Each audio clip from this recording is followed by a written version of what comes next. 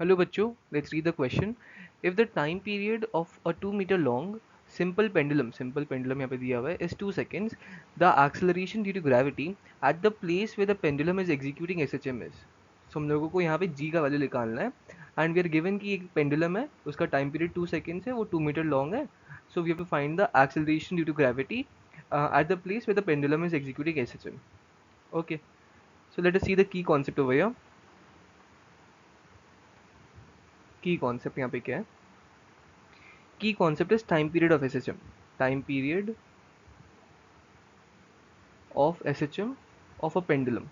SHM of a simple pendulum. इसका formula क्या होता है? Simple pendulum.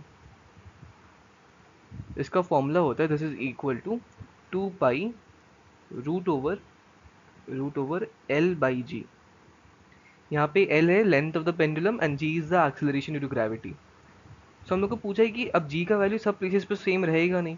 हम लोग को पूछा है कि हम लोग को निकालना है जी का value at the place with the pendulum is executing SHM. अब ज़रूरी नहीं है कि वो अर्थ के सरफेस के पास में ही हो सकता है वो कहीं और भी हो सकता है इन सम अदर प्लैनेट और somewhere else. So we will use this formula only. So यहाँ पे टी का वैल्यू क्या दिया हुआ है? T is given as 2 seconds, L is given to be 2 meters and will now solve it. So t is equal to 2 pi root over L by g. Squaring both sides we get t square is equal to 4 pi square L divided by g. And यहाँ से जो g का value आ रहा है g is equal to 4 pi square L divided by T square. अब अगर हम लोग सारी वैल्यूज रखें so from here g comes out to be 4 pi square into L is given to be 2 and t is given to be 2, so t square हो जाएगा 4. So this is equal to 2 pi square. G comes out to be 2 pi square. ये है acceleration due to gravity. अगर हम लोग इसका value लिखे it is nearly 19.74 metre per second square. और ये भी 2 pi square metre per second square हो जाएगा.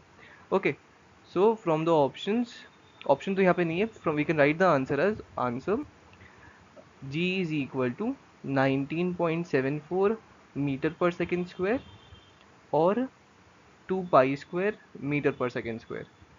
So this is the acceleration due to gravity at the place where the pendulum is executing SHM. So I hope आप लोगों को solution समझ आया होगा. Thank you.